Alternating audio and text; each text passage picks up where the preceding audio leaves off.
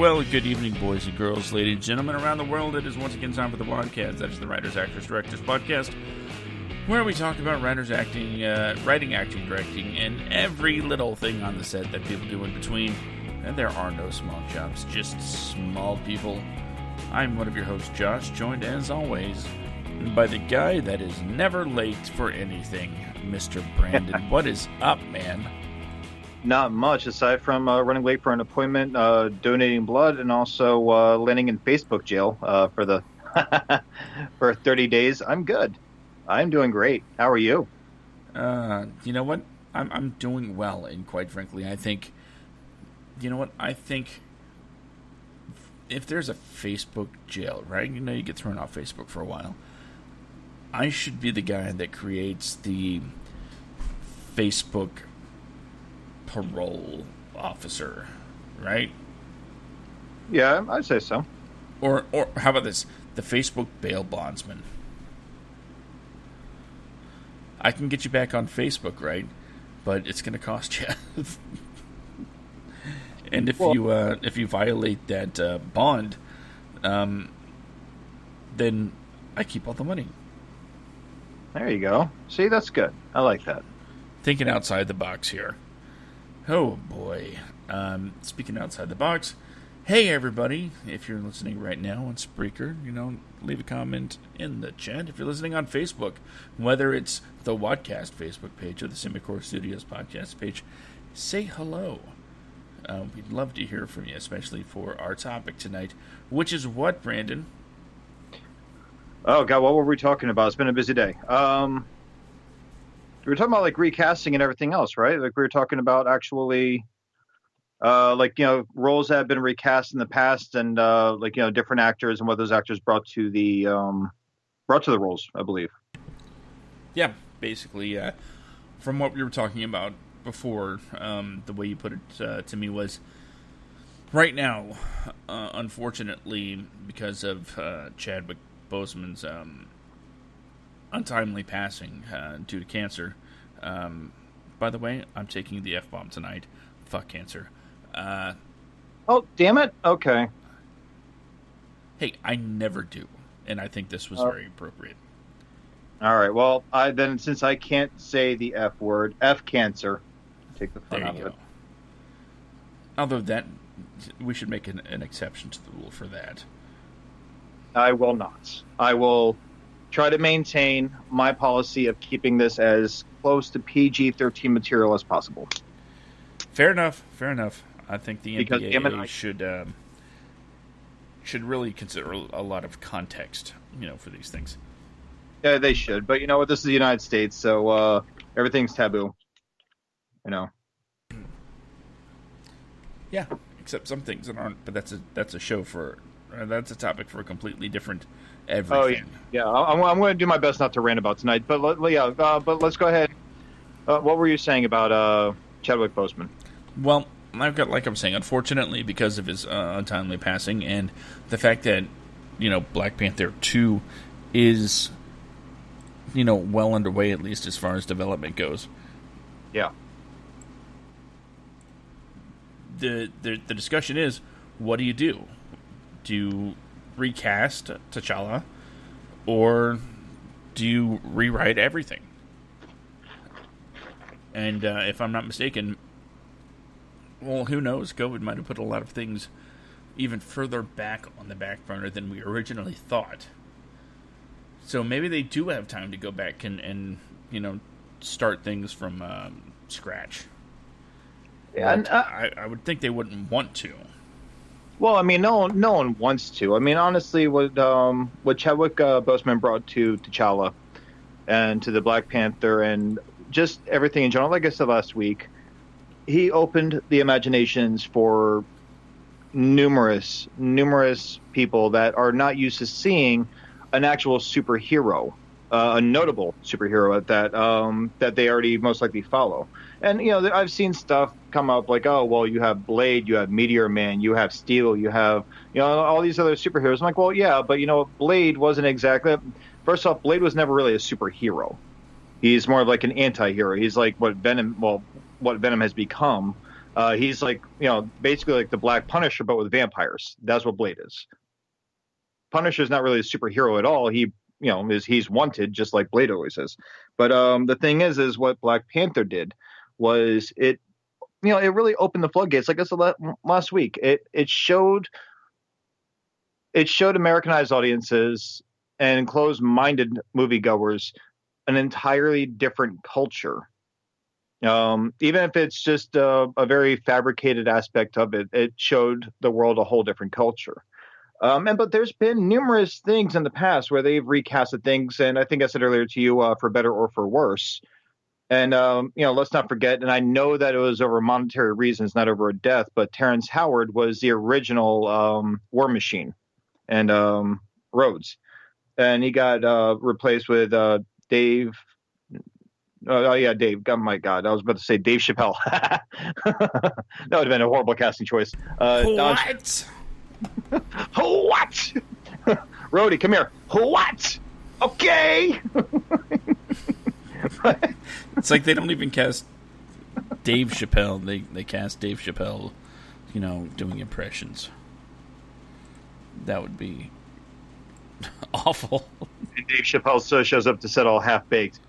Get it? But no, the thing is Don Cheadle took up that mantle and did wonderful things, and actually brought this level of chemistry between himself and Robert Downey Jr. that even if you were to watch Iron Man by itself, it wasn't there between the two. There wasn't really any chemistry. They were just kind of bouncing off each other, but there wasn't really any actual connection. But being through chemistry or better acting, Don Cheadle actually brought something much better to the role. But then you have nightmare things along with films that should have never been made.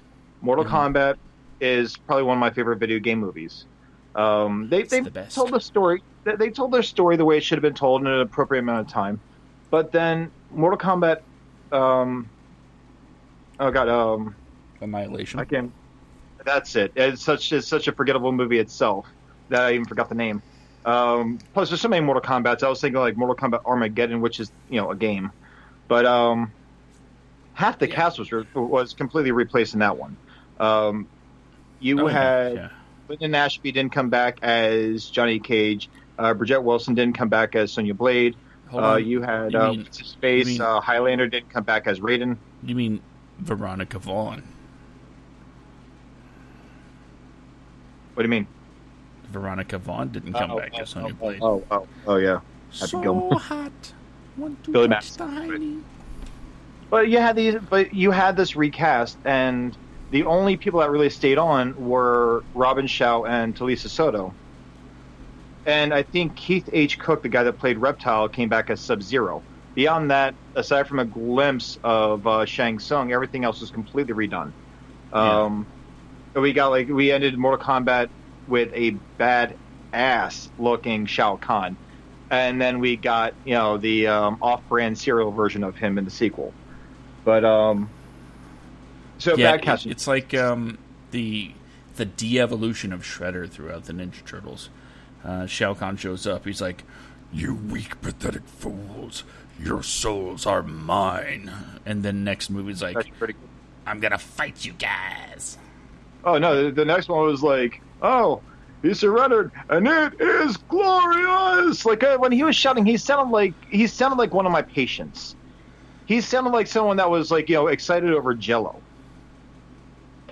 That's what he sounded like when he was, like, whenever he got, like, really, I think he was trying to be badass, like this massive dictator.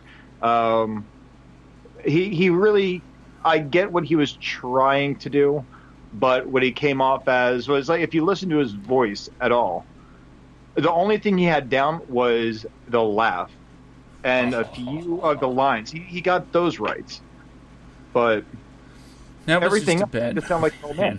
And he was a daddy's boy. He was a daddy's boy the entire movie. He was a spoiled little kid trying to earn daddy's love. That was Shao Kahn in the sequel. There was nothing badass about that. It's an immortal with daddy issues. Come on.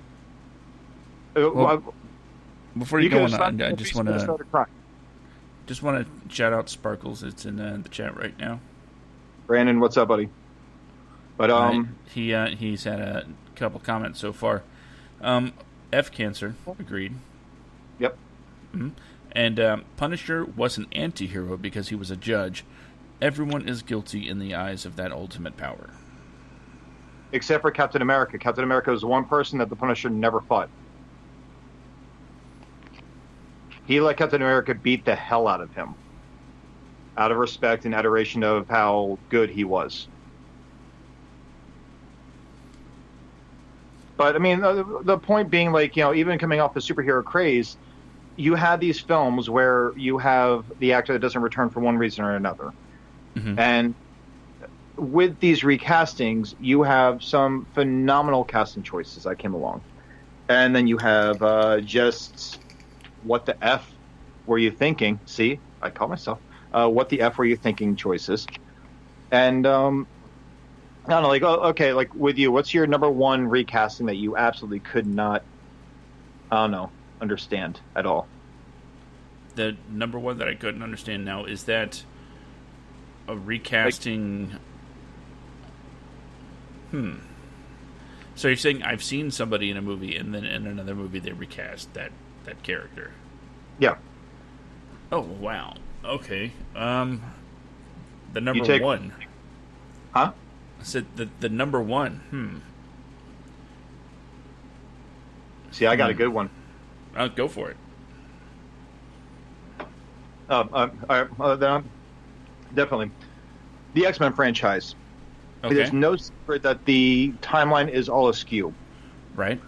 Now, this is an example of a great casting choice for me. Bolivar Trask. In X-Men 3, he was, I forget the actor's name. I forget both the actors' names, actually. It's on top of my head, but it's been a long day. But in X-Men 3, he's played by a black actor. He's been in a few things. But he's a 6 foot something, like black sergeant or general, whatever he is in the military. But he works in the cabinet in the White House. Now, that being said, you go from that to the guy, I cannot remember his name, from Game of Thrones. Dinklage. Huh? Peter Dinklage. Him. But it goes to him. And I'm thinking, like, okay, well, even in the X-Men timeline, let's just say that the timeline's all askew. It's all, effed up. Now, we go with this philosophy. They've already screwed the pooch numerous times. Angel seems to flip-flop between ages from X-Men 3 to X-Men Apocalypse. But then when you have Bolivar Trask in X3, you have this one version of him. And then just by going back in time, you have this whole different version of him from a different era, roughly about the same age. Going back to, like, what was it, the 1960s, I believe, right? Or 70s, somewhere around there? I think the 70s. So it was a casting choice that made no sense because the films themselves made no sense in terms of time. I mean, hell, look at Professor X and Magneto. They aged beautifully over the course of 30 some odd years. Yeah. And in just a few short times, they're supposed to look like Patrick Stewart and Ian McKellen. Like, I mean, these guys are like in their 60s, looking like they're 50s or 60s, but it's supposed to be, the characters are, but the actors that are playing them are in their 30s or early 40s, and looking wonderful, like really sprite for people that are middle aged. You can't shave a guy's head and be like, oh, look, he's a middle aged man. Like, it doesn't work that way. Like, slap on some makeup, put some gray hair or something. Like, do something, age them a little bit. Now we're good. How do they age this well? Movie magic. How do they de-age? Movie magic. Or you could go the Back to the Future 2 route. Oh, God. They recast George McFly. Because Crispin Glover was just, like, weird on set or something like that. Well, he had a problem, and this is me. I hear it was actually a good reason why he backed out. He didn't like the moral of the story, basically, to the original Back to the Future. The slant towards, the solution to everybody's problems is make sure you have more money. because once, Marty's family was more successful, everybody was happy. He got the truck, and it was not a story about be happy with who you are. It's kind of a capitalism thing. If that makes sense to you. That makes sense. Sorry, I have this habit of accidentally speaking over you, so I'm just I'm trying to work on a few things to where I don't. Okay, then I'll try to speak over you a little bit more. No, baby, don't do that. Don't be so mean to me. Well, I was just saying that, Chris McGlover didn't come back for Back to the Future Part 2, but George McFly did play a small role, one scene where he's, upside down at dinner? In the future. Yeah, that was one of the reasons they made him upside down, was so he'd be less identifiable. And in a decision, a really boneheaded decision from, the people making Back to the Future Part 2, they used the prosthetics from the first Back to the Future to age up Chris McGlover. Yeah. On the new guy. And turns out, after Chris McGlover sued them and won, because that's considered using his likeness. Yeah. Turned out to be not so hot move. In a scene that was, I don't want to say it was inconsequential, because quite frankly, scenes are not supposed to be inconsequential in movies. Everything's supposed to be there for a reason. But let's face it, it wouldn't have mattered either way if he was there or not. No, honestly, George McFly played next to no role at all in Back to the Future 2. But the thing is, even then, I gotta say this while we're on topic of Back to the Future 2. Michael J. Fox, I never knew that was him playing both kids in the future until I was in my, I think, late 20s, early 30s. I was just happening through the credits, and I see the kids' names, I'm like, oh my god, he played both? Wow. Michael J. Fox is kind of a hot girl. Gaddis needles. And I'm not remotely ashamed to say that. So what's your, so you're recasting. I didn't know if was Back to the Future 2, one of your pointers for recasting, or is that just something you brought up? Well, I'd say it's definitely a point worth mentioning, especially since it came and it ended up with a pretty consequential court case involving recasting and what happens to the original actor and their likeness in sequels if they're not there. And I know that he's gone the route of so many names I know by heart that are on the tip of my tongue tonight because of how exhausted I am. The original David Prowse, that's it. He went the path of David Prowse when it came to David Prowse with Star Wars. He's not he's fond of the role of Darth Vader. He's fond of the role. He's fond of his fans. But he and George Lucas are absolutely no bueno. Have not been for a long time. But Chris McGlover's kind of gone the same way with Robert Zemeckis and Steven Spielberg over Back to the Future. But it's just it's sad because I even David Prowse. That's actually a really, really great example of being recast while you're already casted in the role and playing the role. And to a greater degree, because I don't know if you've ever watched the footage of just David Prowse delivering the lines in costume. It is hysterical. I felt so bad for laughing at the poor guy. But, no one wants to picture a Scottish guy with a thick Scottish accent, screaming at Princess Leia, as opposed to James Earl Jones. Yeah, that would be. Sorry, the microphone's doing the thing where it changes its volume all by itself again. Yeah, I know. And everyone listening, I'm sorry, I don't know what's going on. It seems to work better if I have everything on speaker. Josh has the expensive stuff. I am but a simple person with a phone. So I'm the little people in this podcast. But I'm trying to turn knobs and blah blah blah as best I can while we're having conversations. And speaking of Back to the Future, I almost forgot there is another character that was just totally recast between the first and second movies. Was it one of the henchmen or something like that? Oh, no, Jennifer. Jennifer. Yeah, Elizabeth Shue took over the role. Mm-hmm. And I showed my oldest daughter The Karate Kid the other day as we were getting ready for Cobra Kai on Netflix. Oh, okay. You can watch the good ones, not the one with Will Smith's kid. Well, it doesn't tie into Cobra Kai, so... It could. That would be crazy. Jackie Chan showed up. And Jaden Smith. The Flash shows up and brings in the new Mr. Miyagi. Oh, no! I created another paradox. Bruce Wayne shows up. That's enough, Flash. Aww. He needed his Mr. Miyagi.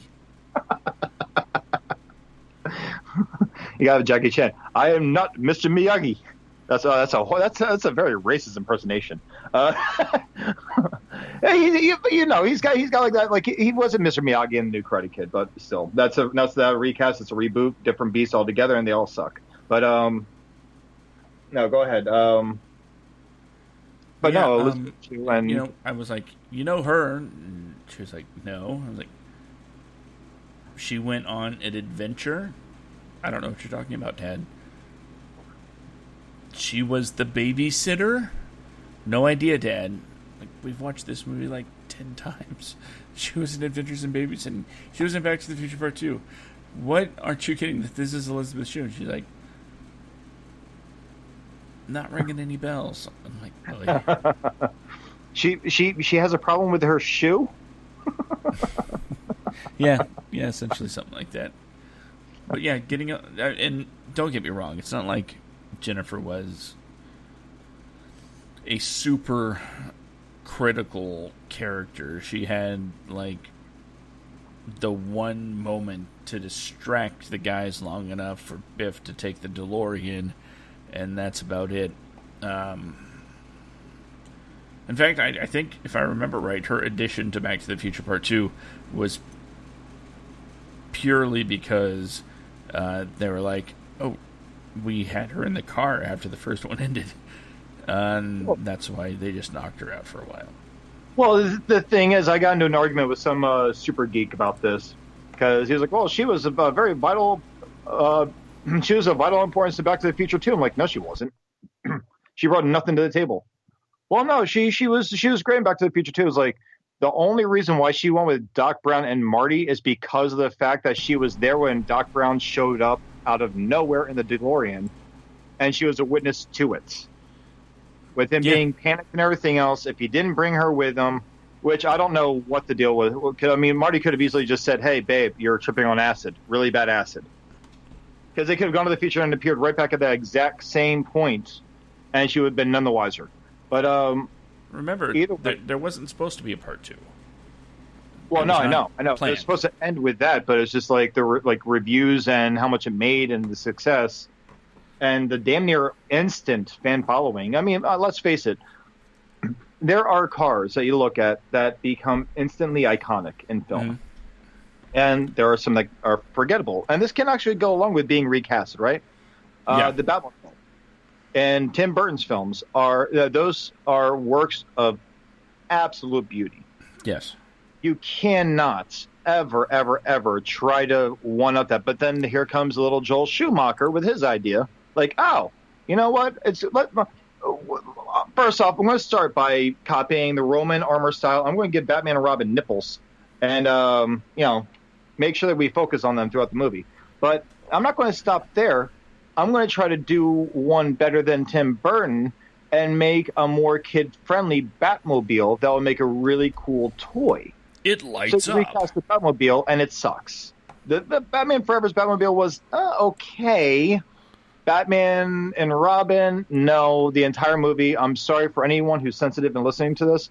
Batman and Robin was an abortion of a film that survived. Chicks take the car. Isn't fully functioning at all. It is dependent on its parents for all of time, but it's really the parents locked in the basement. That's Batman and Robin. God, I'm going to hell. But the thing is still... but like that being said... The DeLorean is instantly recognizable with all that stuff on it, and even without all the additions on it. You see like a regular DeLorean, which I've seen like a few over the last couple of years, not many. But you see that like, oh my God, Doc Brown should be driving that. Yeah, I know somebody with a DeLorean. Yeah, well, tell that guy I said to go F himself and give it to me. You know, this reminds me of an episode of American Dad. You ever watch that? It's been a long time, buddy. All right. Well, Steve and Stan, you know, they're not exactly a close-knit father and son duo, right? So Polar opposite. When Steve finds out that Stan's building a DeLorean, he's like, "Oh yeah, this is gonna be great. We'll do this together." So they rebuild the DeLorean, restore it, and he's like, "I'm glad I'm paraphrasing here like hell, so bear with me." He's like, "I'm glad we can finally share our love of Back to the Future." And Stan's like, "Back to the what now?" Like Back to the Future, the DeLorean time machine. He's like, no, I'm doing this to pay tribute to John DeLorean, the greatest car designer of the 1980s. And had no idea what the movies were. So yeah, there's that little anecdote. But if you want to get back to people that have been recast, especially Marvel, we talked about Rhodey. And there's the speculation about whatever they can do with Black Panther, and neither one of those is the first time because, it's hard to say if this actually counts or not. But remember, Ed Norton turned into Mark Ruffalo at some point. And Ed Norton, I'm sorry, he's a good actor, but he's an overrated egomaniac. He's not a bad actor by any means. He's actually a brilliant actor. He's just, when I say overrated, I mean I think he gives himself too much credit. Hold on, Brandon. I just got a text here. Let's see. Douchebag. And Edward Norton says he's not coming on next week. Oh, that's such a shame. Well, that's okay. Maybe we'll get Betty White. Oh, wait, no, they're hanging out together sucking souls. Betty White's an angel. Shut your fool mouth. She was never born of this earth. She just appeared from the seventh circle of hell and devours the souls of everyone she works with, hence why she's the last man or woman standing of the Golden Girls and is still roaming this earth. And she's only aging now because she's taking on less roles. Look at the proposal, okay? Mary Steenburgen and Craig T. Nelson. They were looking pretty spry in that film as well for their age. Ryan Reynolds looked great, and Sandra Bullock looked good. She works with them all of a sudden. Ryan Reynolds is going gray. Craig T. Nelson is almost completely white. Mary Steenburgen has aged a little bit, not much. I mean, she's kind of ageless, just like a Southern Michelle Pfeiffer. But Edward Asner's still alive. Well, yeah, but that doesn't count. What, the Mary Tyler Moore Show doesn't count? It counts, but the thing is that how long has it been since she's worked with him? That's when she first started developing her powers of evil. Well, you could have come back with We Lost Ted Knight and Rhoda, so no, and we have because of that evil woman. But the thing is hold on. Betty White just texted me and said, well, I can't read that part, but she's also canceling her appearance. That's fine. She can go Shang Tsung somebody else with Edward Norton. We're good. The thing is when you have like Edward Norton and Mark Ruffalo just seemed to be able to nail what Bruce Banner was. just instantaneously. Like he just, bam, he got it. I mean, just now the Hulk and what we see of the Hulk in the Avengers movies and in Thor Ragnarok, those themselves are completely two different versions of the Hulk. Yeah. I mean, just first off, just look at them side by side. The one with Mark Ruffalo, I'm sorry, the one with Edward Norton is just nothing but just pure brute muscle and just vascular shit. Now, the Mark Ruffalo Hulk actually has some body fat, and I will attribute that to the fact that Edward Norton is a damn stick of a human being. But then you have Mark Ruffalo, who's simply not. He's not ripped, but he's not like, a skinny dude either. He's kind of like, I don't want to say fluffy, but he has some body fat on him. But so you have these two different versions of the Hulk. It's like if you were to compare the 3 Hulks that we've seen on screen well, I guess now the 4 with Smart Hulk, the 4 Hulks that we've seen on screen so far, they are all astronomically different looking. So I don't even though it is supposed to be the same Hulk because of his mention of putting a bullet in his putting a gun in his mouth and the Hulk spitting the bullet out, which is what I think the deleted scene was at the end of the Incredible Hulk. Even though they're supposed to be like the same ones, I don't look at them that way because it's just kind of weird to think that way. Right. The only thing tying it together is was it John Hurt? Was that his name? Mm-hmm. That's the only thing tying that Hulk to the 2 movies, or the 2, I guess, the Attentive franchise and then the other franchise. But no, that's another example, a great casting call. Like, hey, you know what? Edward Norton's kind of running the show here. We don't want him around anymore. Let's get someone that's known but not controlling. Oh, Mark Ruffalo, he's a nice guy. Cool, we got him. Bam. And he rocked it because he gave us a much more wonderfully played version of Bruce Banner. And even the Hulk, I mean, it's just, you kind of see how the Hulk even struggles a little bit as being the Hulk throughout the series. I mean, it was brilliant. I don't think Edward Norton could pull off half the shit that Mark Ruffalo did. You mean just like looking like a scientist dude? I would never for a second believe if Edward Norton were to say half the shit that Mark Ruffalo said to Robert Downey Jr., I would never believe that anything like that could ever come out of Edward Norton's mouth. Ever. I do think it was the right call. Mark Ruffalo fits in with the Avengers really, really well. But then you have things like with, going back to Black Panther, Chadwick Boseman. He did great things for that role. I mean, I knew nothing about I knew a little bit about Black Panther. I knew some things also with him crossing over into the comic books, such as the X-Men and his relationship with Storm, all that stuff. I was aware of those things. But outside of that, Black Panther, see, Marvel's done a great thing with making relatively obscure characters streamlined characters that are instantly recognizable. And Chadwick Boseman did that for Black Panther, and I don't think any other actor could have done what he did for that character. I think that was the perfect casting. But people are talking about like making Shuri the new Black Panther. It's like, well, they didn't set that up. Well, it happened in the comic books. Like, it doesn't matter what happened in the comic books. In the comic books, the Fantastic Four were an integral part of Civil War. They weren't in that movie. Like, the X-Men are a vital part to numerous things that have happened in some of these movies, but you don't see them. We didn't have, like, the Mandarin being a coked-up, drunken actor, while the real Mandarin is a businessman, with the only ties to the real Mandarin being in a short fan film.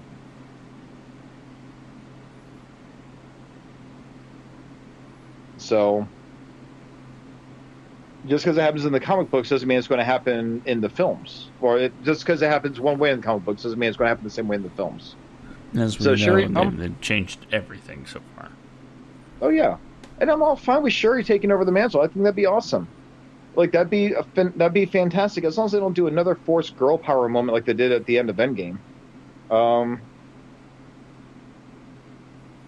so much cringe there.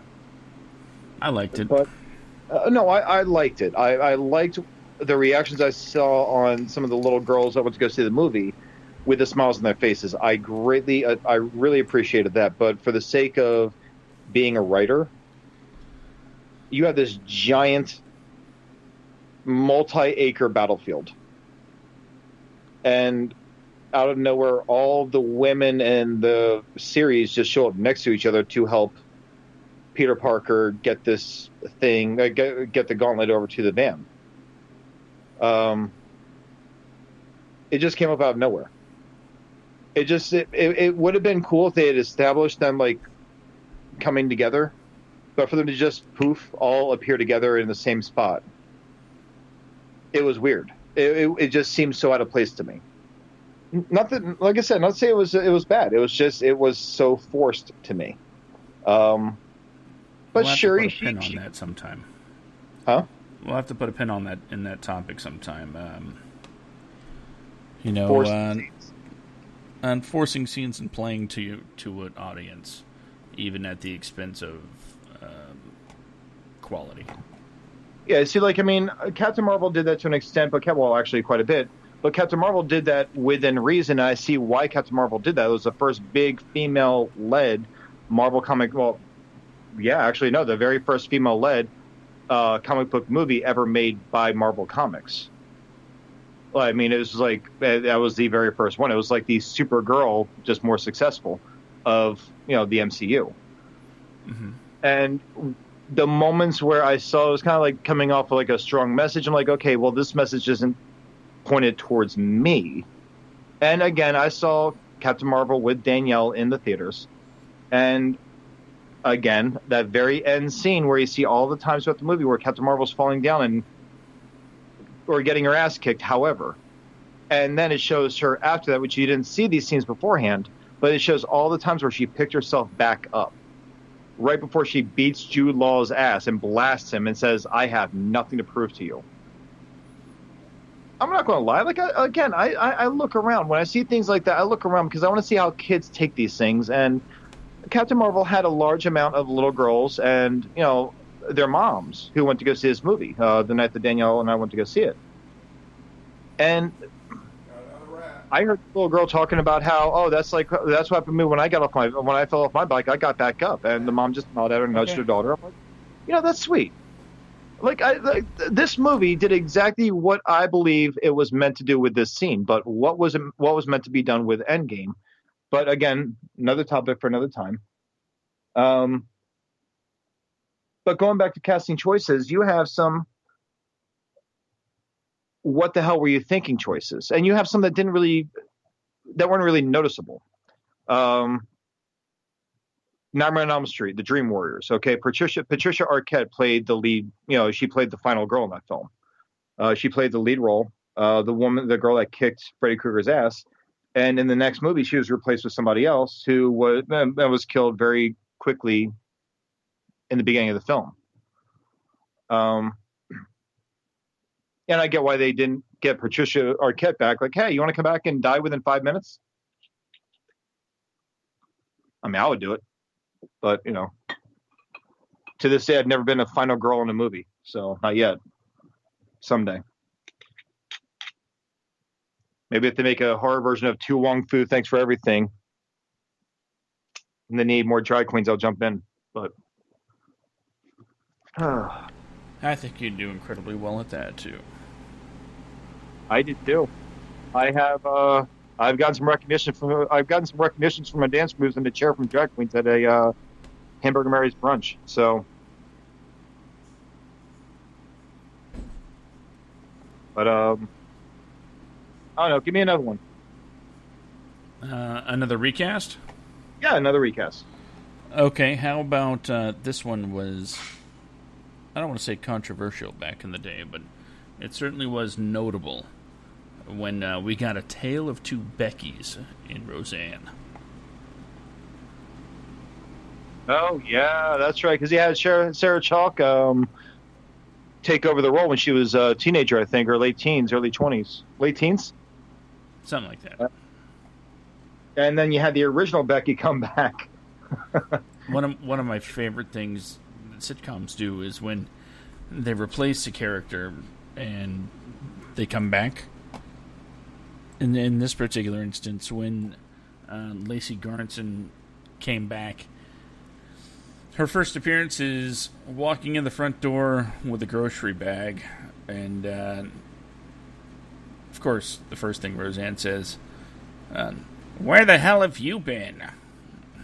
It's like, I just went to the store, and she's like, "Feels like you've been gone for 2 years." Well, there's that, and there's also like how with Sarah Chalk, they would make jokes about her about how she looked different. But you have roles like that, and moving away from like the live action ones, Family Guy. Okay, yeah, Lacey Chabert that played the original Meg, and I think she was in all the first season episodes, right? Yeah. And then she was replaced by Mila Kunis, which honestly, if you go back and watch season 1 and ignore the animation because they were very low budget, Fox did not have a whole lot of faith in Family Guy in the first season. Right. I think they only gave Seth MacFarlane like $50,000 to make a pilot episode, and that was it. $50,000. Which is why he also voiced a lot of the characters because I don't have that much money, and I can voice that. So here we go. But then you have season 2 where it is now Mila Kunis, and she just does a much better job. And I cannot imagine Lacey Chabert playing Meg over the last like nearly 2 decades now, because what Mila Kunis has done for the character has just been fantastic. And the punches that she takes with that character too, like you work with a bunch of people that you know adore you, but they talk so much shit to you and about you, like every week. But I mean, that's, to me, that other people may disagree with me. Some people like prefer Lacey Chabert. I honestly think Lacey Chabert's amazing, but it's. I'll never say a bad word about her. No. I mean, I always thought that she was absolutely stunning, and I honestly think she's a damn good actress, and she does make fun of herself quite a bit. But for that sake, I think that Mila Kunis was the more appropriate choice. Lost in Space was a damn good movie. Huh? Nothing. But then moving on to other roles that were recast, but for lack of better, I guess I don't want to say for lack of better options. Look at Star Wars, Rise of Skywalker. You have I cannot remember, Billy something or other. Carrie Fisher. Huh? Billy D. Williams. No, not Billy D. Williams. No. Carrie Fisher's daughter is also named Billy. I forget her last name. It's named her. She's got her dad's last name. Eilish. Huh? Eilish. Billie Eilish. Is that her name? I don't know. Oh, okay. Well, either way, what I'm trying to get to though is that at the end of Rogue One, we got that horrific CGI Princess Leia. Yeah. At the in the flashback scene of Rise of Skywalker with Luke Skywalker, training, Leia, you have this scene, and you can tell that Mark Hamill's face is CGI. I mean, honestly, it's all CGI because Mark Hamill's not exactly that young, spry twig that he was in the first 3 films anymore.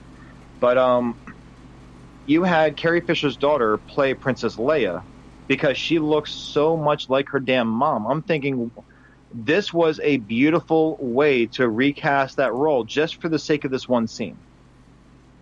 It beats the hell out of just using a body double or a body model, if you want to call it that, and throwing CGI over their face like they did in Rogue One, where they could have very easily used the same actress to play Princess Leia in that. And that could have been actually beautiful to see Carrie Fisher's daughter play Princess Leia in Rogue One,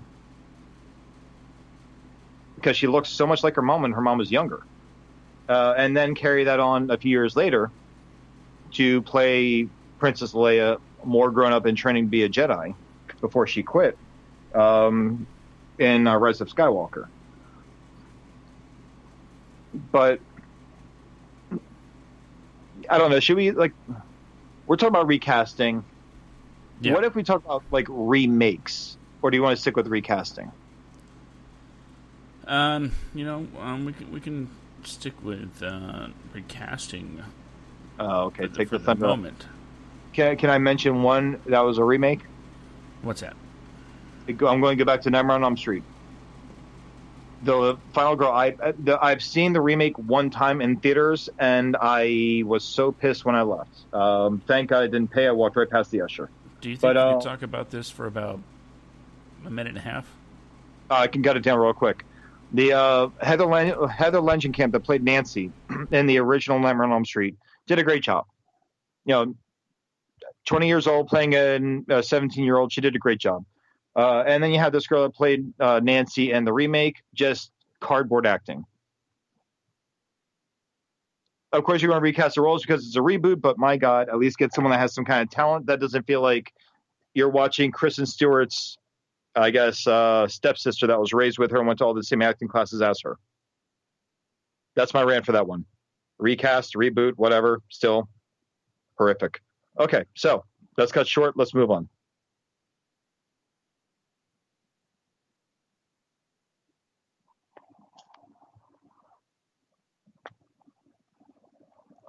Josh.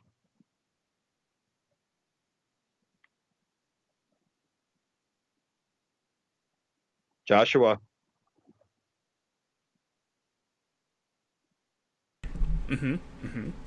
There you are. Okay. I was here the whole time. What are you talking about? You were not. You went to the bathroom, didn't you? No. Uh-huh. Although I did ask if you could talk about whatever you're going to talk about for another 90 seconds. Oh, I was done. I was thirsty. I needed you to buy me some time. Dude, I blew right past it. My God. See, the one time someone asked me to get a point across in an expeditious rate, I do it, and you weren't even there to listen. No, I didn't ask you to do it quickly. I asked you to do it and fill 90 seconds. A minute and a half is quick to me. And you did it in like 30 seconds. So now I'm too quick for you. Yes. Wow. It's almost like I never get to finish my drink. You know what? I can only do so much there, Josh, okay? I can only do so much. Don't call me that. Josh. Makes me think you're mad at me. Well, I did just finish first. As always. But I get it. If you're not first, you're last. Who wants to be a loser? Right? That's how it works, huh? Yep. One role that was cast or recast. I mean, really bigly recast that we haven't talked about. Dumbledore. Oh God. I'd say Dumbledore is a pretty cornerstone character in the Harry Potter movies. Yeah. Yeah, and the thing is, one thing I do like about that is that there are two different actors, very highly esteemed actors, that came at this single character in two completely different ways and styles. And both of them honestly did a great job with it. Now, it's honestly, I'm not a Harry Potter buff. I could really give less than half a shit about the movies. But, it's one of those things where the original actor, I know he passed away. But I was introduced to him because I wasn't really much of a film buff until I was in my late teens, early 20s, when I really started getting really gung ho about looking at newer films instead of older ones. But I didn't recognize because I saw this guy in some older films, but I didn't see him again until he was in Count of Monte Cristo with Jim Caviezel and what's his face from Iron Man 3. Can't think of it. Iron Man 3. Yeah, the Mandarin. Sir Ben Kingsley? No.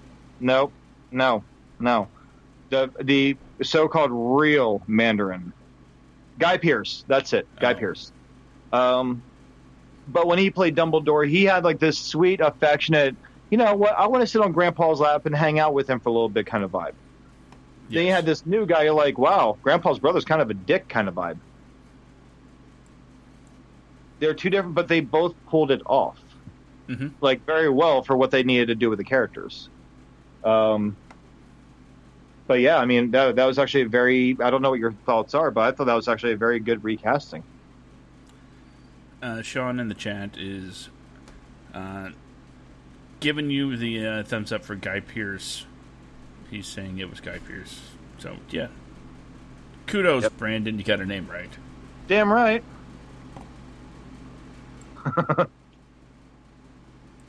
Oh, Guy Pearce. God. That beautiful son of a bitch. We're going to talk about Guy Pearce now? Oh, I could all night. Every man is entitled to have a man crush, okay? Hey, I'm not going to knock you. Guy Pearce won me over with a time machine, okay? So, I might get lost in his eyes. I say that as far as that goes, I don't.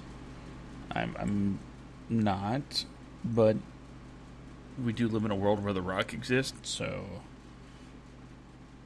Yeah. That beautiful badass son of a bitch, too.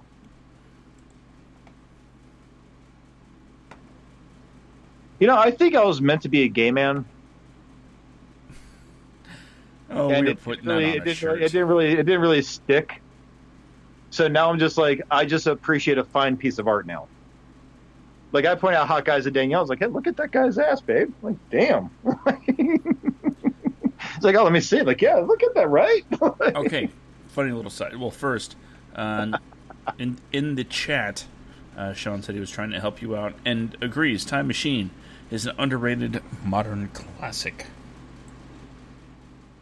Oh, no, it absolutely is. And Sean, I know you're trying to help me out. I get it, buddy. You know, today has been a long day where the names of prolific actors have, or even actors that just I'm familiar with, have been on the tip of my tongue, just all day, like all night long, and I couldn't think of them. So, Guy Pearce, I got it. Boom. Right as you're saying it, nailed it, beat you to it, but thank you for helping. I appreciate you. And Brandon, it's good to see you back in the chat again this week, buddy. But yeah, I mean, there's a few. You know, Kermit the Frog, the guy who took over the role from Jim Henson, did a great job with that. Here. Yeah, Kermit the Frog here.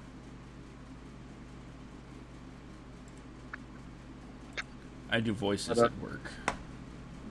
It amuses the children. I do some at work, but I do it to really like mess with the patients. You know, that's about it. Because I'm wearing a mask and everything else, they don't really know it's always me. Because I have like my head covered and everything else too. So my hair, well, the only thing visible is usually just my eyes.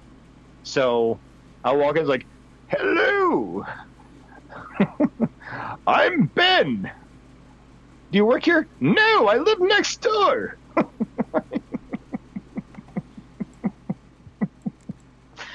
Oh, God. Like I said, I'm going to hell. Yep, certainly are. But at least if watching Lucifer has taught me anything, it should be a good time. And I cannot believe that Lucifer found the perfect casting to play Michael. The guy looks so much like the guy that plays Lucifer. It's uncanny. Crazy, right? Right? God. Like nothing like him. It's not like shooting the two characters in the room together, like, you know, shooting them from like over the shoulder shots and like, you know, separate scenes would ever give away the fact that it's the same actor. Oh God, that's another like, you know, going into TV land right there. Also, there's been a few. Yeah. How about the mom from Fresh Prince? Yep. Oh God. Yeah. The original actress was apparently like a nightmare to work with, and the new actress was the polar opposite. Which is a shame because I like to see. And here's the weirdest part: what about when people are not recasts? What about when they just disappear? The little sister from Family Matters walks upstairs one day and she's gone. Like just.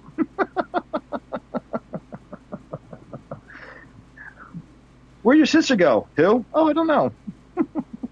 I thought I had 3 kids. Worst parents ever. And the dad's a cop. No one cared that the kid was missing for the next, what, How 8 years? look this up. I'm serious. She walked upstairs at the end of an episode and she never came back down. Same with Richie's brother from Happy Days. Yep. Just gone. But like I said, Carl Winslow's a damn cop. And for years, he never once mentioned his missing child. The youngest of his kids. Just gone. Yeah. Vanished. Poof. Judy Winslow is on that. It says... No. She never came back. No, it says Lori Foreman, but she was all over the place for a while. It made sense that she would, leave, considering her age. Well, I mean, it was also because she wasn't really polling well with the, demographics that watch the show.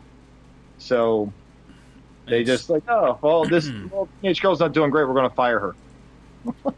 Expand the character? No. Write her out. Ooh, well, how are we going to have her leave? Theory. It's like, how are we going to have her leave? Have who leave? The girl. What girl? Oh. In the chat, Sean says, new theory, maybe Carl's behind the disappearance.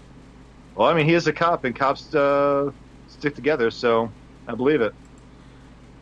That there's some sort of dark,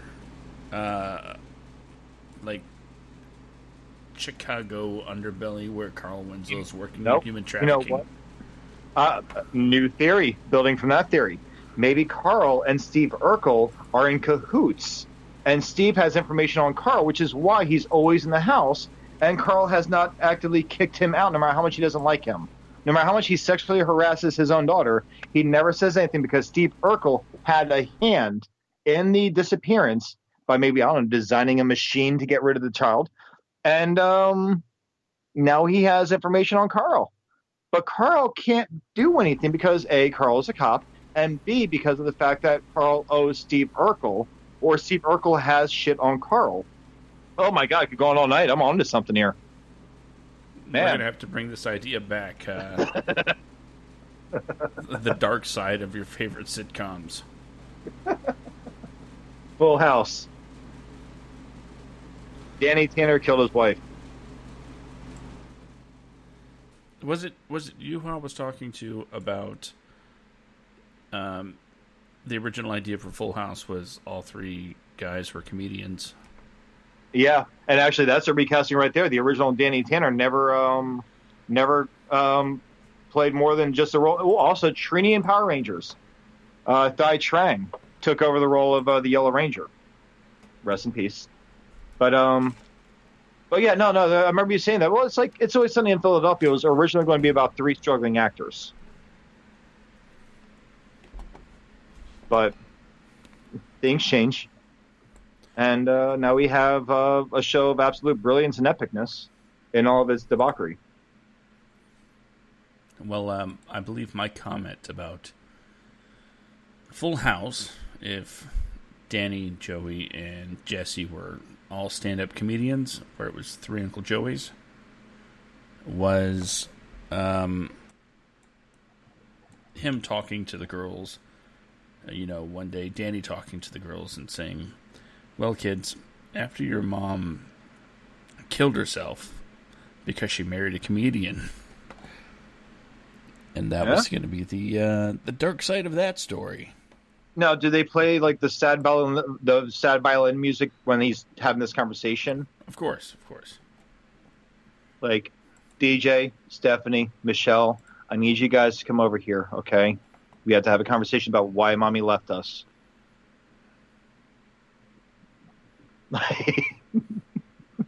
We know why she left, Dad. You're not funny. Like, yeah, aren't you late for America's Funniest Home Videos? Oh, I think we're going to just a really, really bad place right now. Yeah, it gets really dark, man. You know what? We started the show with one goal. Let's just keep going down this rabbit hole here, buddy. Because let's not forget, Okay, that David Collier, Collier, okay. David Collier also had his own America's Funniest People show, a blatant ripoff of America's Funniest Home Videos, and he did this while he co-starred with Bob Saget. Could you imagine the awkwardness when he started his own rival show to his co-star on a sitcom? I can imagine that neither of them actually cared less. It's like, well, I mean, they're both vulgar people to begin with. I mean, if you ever listen to Bob Saget's stand-up, oh my God! Of course, he is not Danny Tanner at all. I've heard him talk about all of the unspeakable things he's done to Kimmy Gibbler. And then like, oh my God! And then you have the hold on, and then they do Fuller House. And well, they had the conversation of that he thing that he mentioned about him and what's his face, Uncle Jesse, John Stamos, where they're using a public restroom and they're standing next to each other, and someone walks in behind them and sees Uncle Jesse and Danny next to each other, and they just look back at the guy and they just break into character of Full House, and they start talking about the girls, but they are using like extremely profane language to fuck with this guy that's just looking at him, that's like just staring at them. Like, I mean, you know what? We rebooted. Okay, we rebooted the Banana Splits. We turned it into a horror slasher film of psychotic animatronics. Let's reboot Full House again for the second time. Get rid of Fuller House, okay? Let's just reboot Full House and make it more TVMA. Oh boy! I think great things could happen, and we can still have that sad violin music when they're giving like a really messed up lesson at the end of the episode. Well, Jesse, when you love a dirty random person at one of your performances, you should always get checked, because now you need penicillin. Why is Uncle Jesse itching so much? Well, honey, he's got chlamydia. Yeah, he's got chlamydia, and he's also got crabs, and I don't mean from Joe's Crab Shack, okay, honey? Same awful jokes, they're just more adult-oriented. No, exactly. I think that would be fantastic, and I, for one, would finally get back into watching Full House for the first time in, 20-some-odd years. Comment from Sean, Dave Coulier really milked that jackalope voice. Yeah, he milks every voice. Popeye, he milks, what was it? Bullwinkle. The Bullwinkle. That jackalope. Honestly, the jackalope voice was his voice. It's his voice for everything when he's trying to be funny. And even worse, when he does Bullwinkle, he puts his hands up next to his head to show, hey, I'm doing Bullwinkle in case you're too dumb to know what I'm doing. Like, listen, if it's that old, it's not funny. Hold on, let me see if I can still do this. Funny, you're not. But, what? Oh, God. As fast as me, you'll never catch me. Fuck that jackalope. Oh, we just broke the 2 fuck. We broke the 3 fuck. We broke the 4 F word rule. Sorry. So more like 3.5. Yeah, I kind of cut it off like halfway through the last one. So we're kind of like, PG-13 still. Yeah. Right. I just threw that out the window in about 5 seconds. So. Oh, Christ. The funniest part about this show, I gotta say this. Let me guess, you're sitting at a desk with your microphone in front of you, your laptop cracked open, and going through notes and looking at comments and everything else, right? Nope. No? I'm sitting at my desk. I have a dual screen monitor on my gaming PC, which is powerful enough to run the podcast studio, as well as cameras and anything else that I might need. I have the Facebook chat for the Facebook Live up and running on one monitor. I have the Spreaker Studio running on the other with OBS also running on that same monitor. And I'm also playing Apex Legends. So, okay, so you have some things going on, but you're sitting in a much more professional manner, which I am right now, because since I'm using my phone, I am seriously laying on my stomach on my bed right now with my legs crossed, like bouncing against my butt cheeks, like some little girl getting, like, as Danielle would put it, cheese made from her girlfriend. Oh, man. Things you never thought you'd say out loud at the age of 37 years old. But it is the truth. So, anyway, getting back to our topic here, recasting. Hold on. Okay. What? We have more comments, man. My God. Don't complain. You baby. I love you. Anyway, Sean says, I had a buddy who had the best idea. A soap opera that is filmed like a soap opera, acted like a soap opera, but set in a trailer park. I'm good with it. I'd watch. That's actually really funny. I think it would have to allow nudity, though, so it would definitely need to be TVMA. Yeah, well, I mean, it takes place at a trailer park. I mean, there's nudity from one sex or the other, so whatever. Yeah, someone's bound to be running around naked. Yeah. You know. Well, you never watched strip. Well, my experience was. You never played strip NASCAR? I can't say that I have. Yeah, me neither. Every time Jeff Gordon takes a lap, we take something off. Wow, my sister got naked real quick. Oh my God, I'm on a roll tonight. Okay. Yeah. Well, she broke up with me, but she said we could still be siblings. Well, at least you're playing to our Kentucky demographic. Oh, yeah. See, Kentucky, first off, amazing fried chicken. Second, you're welcome, okay? I don't know what the hell else came out of Kentucky other than Colonel Sanders, but, you know.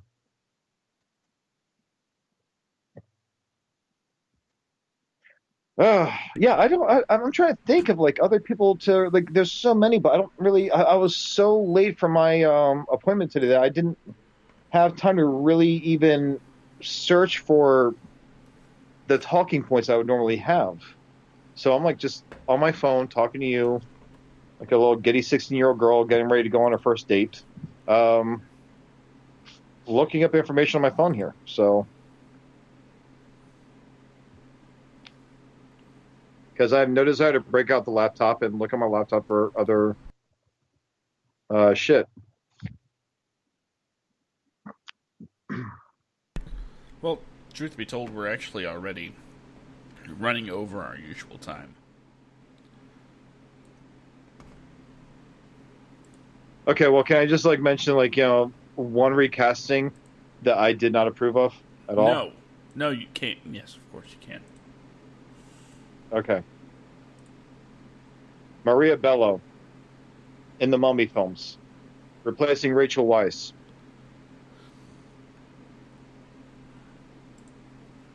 Rachel Weisz was in the Mummy in the first two Mummy films as what's her name? Emily. Oh, sorry, Evelyn Carnahan. Evelyn Carnahan. She played that role for the first two films, and. You know, then she, I guess she got replaced. She dropped out because she didn't like the script for the Dragon King, whatever installment. And Maria Bello took over.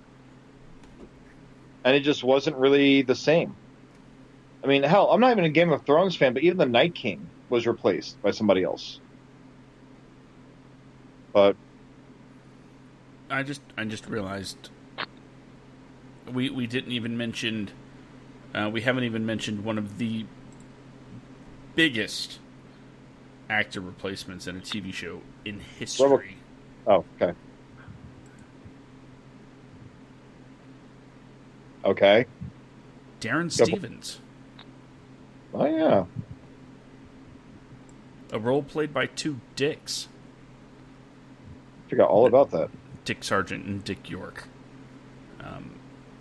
They cast... Okay, for those who don't know, Darren Stevens was a character on a TV show in the 60s called Bewitched, and of course it's about a guy in advertising that's married to a witch. You're a witch? Yes, a witch. And Dick York was replaced by Dick Sargent. And I guess because they were both named Dick, they didn't think anybody would notice. Yeah. What a dick move. Okay. I don't think we're going to top that one. Zing. So well, then let's not forget. Like one of my favorite films of all time is always going to be RoboCop. I love RoboCop, the original RoboCop, and it's largely thanks to Peter Weller. Okay, mm-hmm. When Robert John Burke took over that role. How can I remember Robert John Burke's name, but I could not remember Guy Pearce? When Robert John Burke took over the role, it just wasn't the same. And I think it was RoboCop 3, I believe, he took over. But it wasn't the same. Like, it was bad. So, don't forget the Home Alone series. Or the Flintstone series also. What are you talking about? Home Alone? Recasting. Home Alone, like Home Alone 4. They recasted Kevin. Kevin McAllister wasn't in any movies after the second one. I thought they recasted Macaulay Culkin for Home Alone 4. He was only in the first two movies. Then who the hell was the kid in the second movie? I'm sorry, the third movie and the fourth movie. It was the same parents. Was it? It was the same. I thought it was the same parents in the. Maybe not. I don't know. Hold on, I'm doing a research because in all honesty, I'm talking my ass. I never saw 3 or 4. Neither did I. I just thought there'd be 4 of them. Is there anybody? The third one is not. In the first, are not featured. The Pruitts. They're the Pruitts. Wait, Scarlett Johansson is in Home Alone 3? Yeah. Wait, what? Yep. Yeah, she was a kid back then. No, this was made... 97. Yeah, Scarlett Johansson was a fucking kid, dude. Oh, there's 4. 5.5. Yeah. Yep, we just went over that PG-13. We just flew right over rated R and NC-17 territory. No, we're rated R. Never mind. No, I didn't realize I was 3 years older than Scarlett Johansson. Still 2.5. 2.5 years older than Scojo. But then you have, like, Shrek also is another one where they recast the role for Chris Farley, who was going to play Shrek, into Mike Myers. Well, if you want to take it to performances that never actually made it to the screen, Back to the Future, they recast Marty. Because, of course, that wasn't Michael J. Fox at first. It was Eric Stoltz. Oh, I have a good one. If we're going back that far, and this is something people don't really think about. Bill and Ted's Excellent Adventure, okay? Uh-huh. Keanu Reeves and what was his name? Bill what? Bill S. Preston, Esquire? No, I'm sorry. No, yeah, the guy that played him. Come on, Sean. Where are you, buddy? Well, either way. He was saying he was the kid from Liar Liar, by the way. Oh, okay. Well, that kid sucked. He was going to Liar Liar, but still. Now, the thing is Keanu Reeves and I cannot think of his name Winter. From. Huh? Alex Winter. Alex Winter, that's right. Keanu Reeves and Alex Winter went on to voice the animated characters of themselves in Bill and Ted's Excellent Adventures. And then there was a television pilot, a live-action television pilot, with 2 different actors playing those roles of Bill S. Preston and Ted Theodore Logan. You had 2 different actors that sucked at it. But not only did they take over the roles for the live action, but Keanu Reeves and Alex Winter were recasts in the cartoon as the voice actors for the characters, with the 2 characters in the live action TV show version. Meanwhile, Bill and Ted's Bogus Journey with Keanu Reeves and Alex Winter was under production.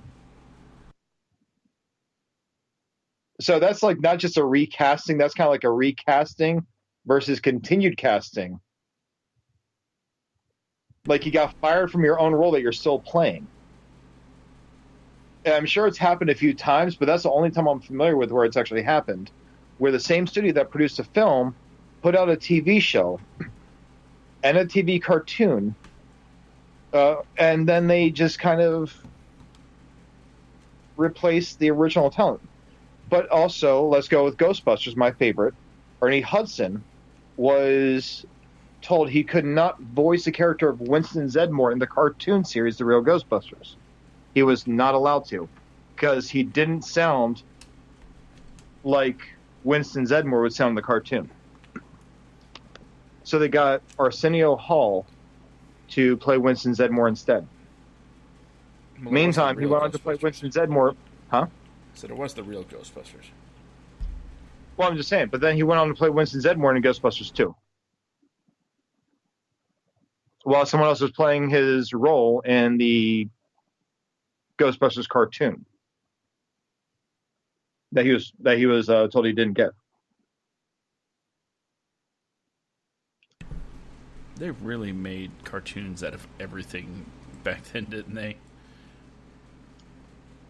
Well, yeah. I mean, they made a cartoon off of oh God, what was that?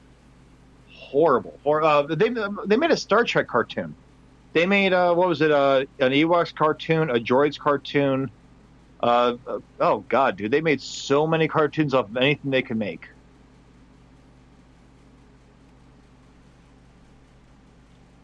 It's like, hey, this is good in the box office. Cartoon it. The Mask, Ace Ventura.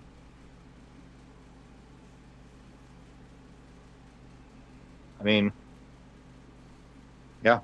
But either way, that's all I got. Like you said, we're like, well, we actually are pretty up there in time, aren't we? Yes, we are.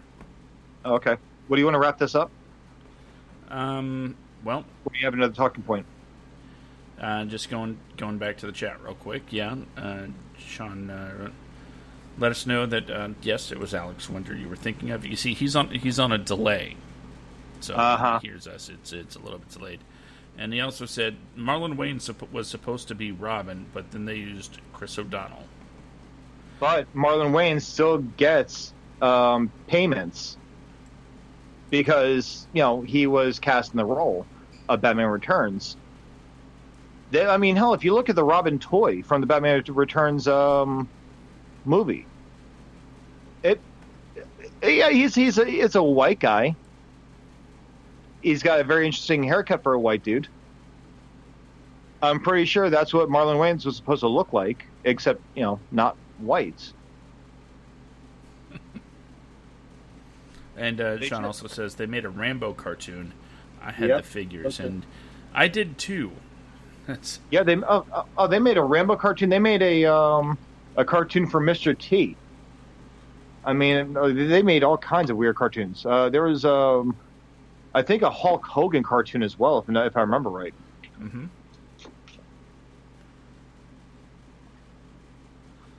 All kinds of weird stuff.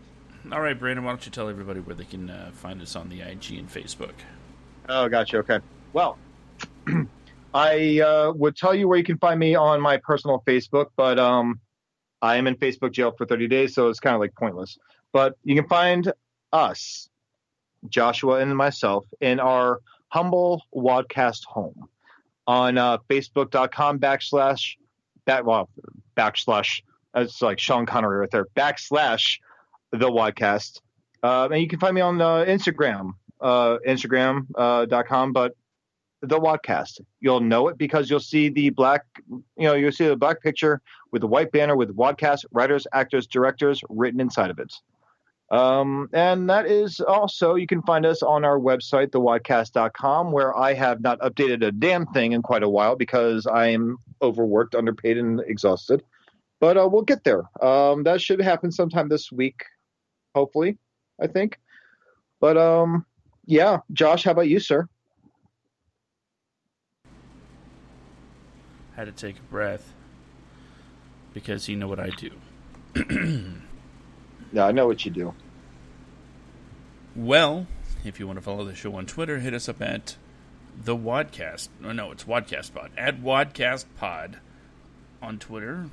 You can hit me up on my personal Twitter account at SkidComic.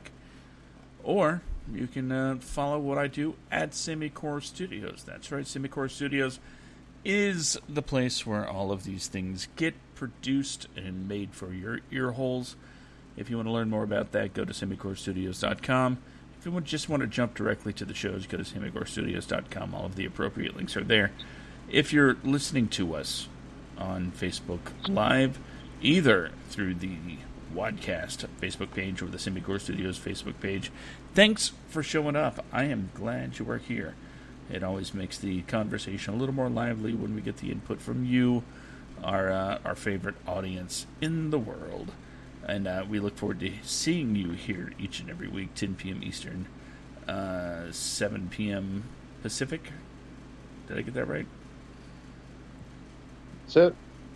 Okay, 10 p.m. Eastern, 7 p.m. Pacific. Every Friday night it's the WADcast, writers, actors, directors, and every bit of every job in between when it comes to making a movie or television show. Generally, every other week we'll have somebody on the show with us that's involved in the industry in some way, shape, or form. But we've been kind of taking a break from that. We actually went on a pretty long streak of having people on pretty much every week. So Brandon and I, we kind of missed our alone time. So we just put a pin on the guest for a minute. But if you want to. If you're listening to us via download or Spreaker, by all means, no matter where you listen to us, make sure you rate, review, subscribe. It helps the algorithms, and that tells everybody that, hey, we might actually be worth listening to. Tell your friends. Get them to show up. I'm got a lot of things planned for the future going forward. I'd like to have a WADcast movie night where we kind of all get together, watch a movie. Working on the exact platform that would need to take place on. But, everybody get together, watch a movie, have a chat room open, and then, just kind of amuse each other throughout the movie. That sounds like a lot of fun to me. Like Mystery Science Theater 3000? Sometimes. But we might actually watch a good movie, too. So, with all that being said, I want to thank you all for joining us tonight, and if you're listening via download, I want to thank you all for listening. This has been the WADcast, episode number 21. Brandon, do you want to say anything before we head out? I'm good.